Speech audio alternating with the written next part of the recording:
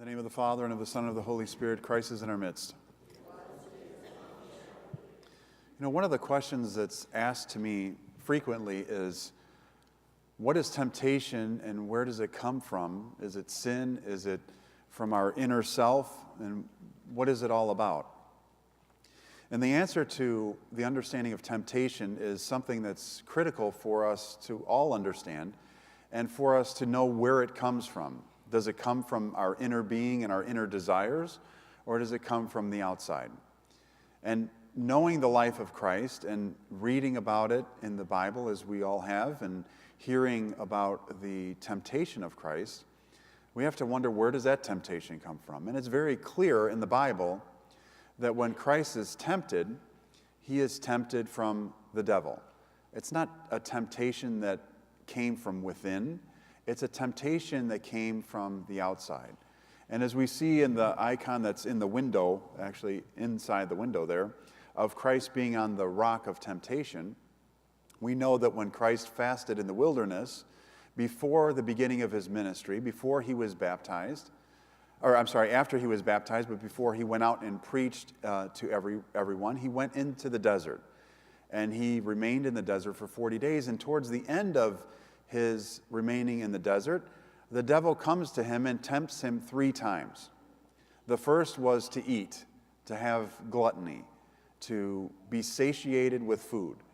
And we see that the devil comes to him, and now Jesus is standing on rocks. If you've seen any pictures or if you've been to the Holy Land, it's very rocky terrain. And especially in the wilderness where Christ was to fast, there was rocks all over. So the devil comes to him and says, I can see that you're hungry. Change these rocks into bread and fill yourself to the extreme. Take care of that hunger inside and fill it. So it's the temptation of gluttony for Christ. And he says that man shall not live by bread alone. So the devil again takes him to the temple. And he takes him up to the top of the temple and says, if you're the Son of God, jump off. And your angels will take charge of you. They will take care of you. In other words, he tells Christ to kill himself. I mean, it's a very strong temptation that the devil brings to Christ. He says, just jump and kill yourself. Defy the nature of who God is by listening to the distorted and demonic creation. Kill yourself. Because he knew that Christ was still man and God, but that humanity had the ability to die, as we see that Christ died on the cross. But he says, your angels will take charge of you. In other words, this temptation for glory, to say, oh yes, watch this. And we hear that many times the last words of a complete fool is, watch this. Because it is something that is supposed to be dramatic or something that is supposed to be exciting or to show strength. And we hear that even from little children all the time. Watch this. And many times it's discovery upon learning and followed by tears and something broken. But we see that with Christ, he is tempted to show his glory or to simply commit suicide. And then the devil comes to him a 3rd time and says, come up to the top of the mountain, which is part of the rock that we have there from the mountain, and look over all the cities. This can all be yours. All the wealth of all these cities can be yours if you bow down and worship me. And then Christ says, get away. Go away. This is not the way that God functions. This is not the way that things will be. But the devil again tempts him with money. So food, glory, money. The 3 things that we're always tempted with. Gluttony, vainglory, egoism, and also materialism. But where does it come from us? It comes from the devil. It comes from the devil tempting us to do things that are not in our character to do. Does everyone wake up one day and say, you know what, I'd like to be a horrible person and destroy my family or lose my job because of anger or whatever the case is. No one wakes up and says, I'd love to ruin my life. I'd love to be addicted to something. I'd love to be a beater of my children or have domestic violence in my house. No one wakes up and says that.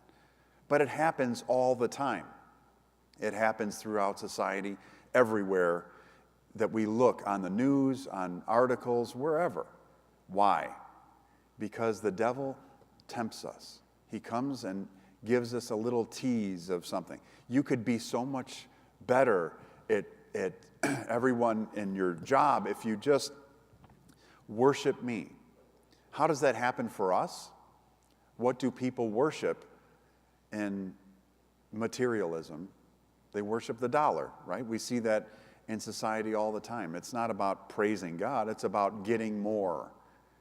And that temptation takes people away from their families, it takes them away from their Christian life. And many times we even hear that phrase, they married their job. They married their job. In other words, they have a deep relationship, this intimate relationship with work. And we see that Christ himself was married to his job, right? He's called the bridegroom of the church. And the Virgin Mary was the bride of the church. In other words, they gave themselves fully into this deep relationship with the church, but not with materialism, not with glory, and not with gluttony in life. So when we look at temptation in ourselves, we hear things, right? We feel things, we hear things, we hear from the voices of other people, things that are trying to take us away from where we're supposed to go in life. But it's the key is that we understand that it's from the outside. You know, St. Paisios had once had a visitor come to him and they said, well, I have an icon of the Virgin Mary, and where it is, when I venerate the icon, I feel it's an inappropriate place to venerate the icon of the Virgin Mary. And he said, go to that icon and venerate it over and over and over, because it's not you saying that it's inappropriate, it's temptation, and that temptation is from the outside. So we have to realize that the thoughts that we have that might take us away or might try to take us away from our spiritual growth in life are coming from the outside. It's always a war. It's always a spiritual war. It's always the temptation coming at us. It's always God coming at us. And we might say, this is exhausting. All the things that I think that I should do and shouldn't do, and what's right, what's wrong, how do I know? And we have to go slow.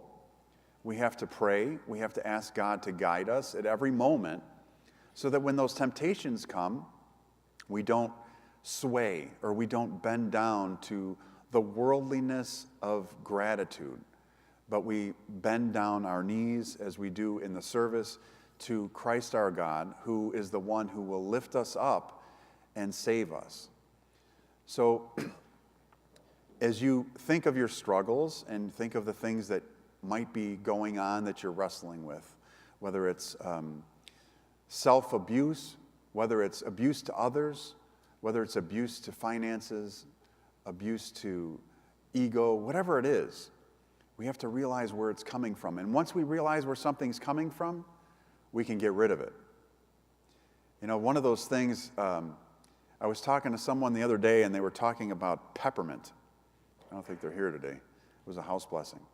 And they were talking about peppermint. They said, you know, if you put peppermint oil in water and you spray it by the edge of your house, you can get rid of ants. And it actually kills ants. And I see people like, hey, that's not a bad idea. I don't know if it works. That's what they told me. But I've used Raid for years, and it seems to work. However, the bigger problem is, where do they come from? Where do the ants come from? And I'm not saying my house is ridden with ants, but everybody gets them at some point in time, and you have to try and find the source of where they're coming in. And once you find that source, you stop it. You stop the source. Whether it's a draft coming in, whether it's a a water leak, whatever it is, the things that we wrestle with in our homes, once we find the source, we stop it, we fix it. And many times, it's a drastic fix. Something that could be a small dot on the ceiling turns out to be a giant problem on the roof. But we fix it. And likewise in our lives, when we find that thing that is eating away at us, even if it's tiny, we have to find the source and we have to fix it. And we have to realize that that source ultimately is temptation, and stopping the temptation will also stop the problem. So think about the temptations in your life and address them one by one. Don't get overwhelmed by the multitude of them, but address them one by one and say, where is this coming from? How can I stop it? How can I change? And most of all, how can I embrace God in my spiritual life? Amen.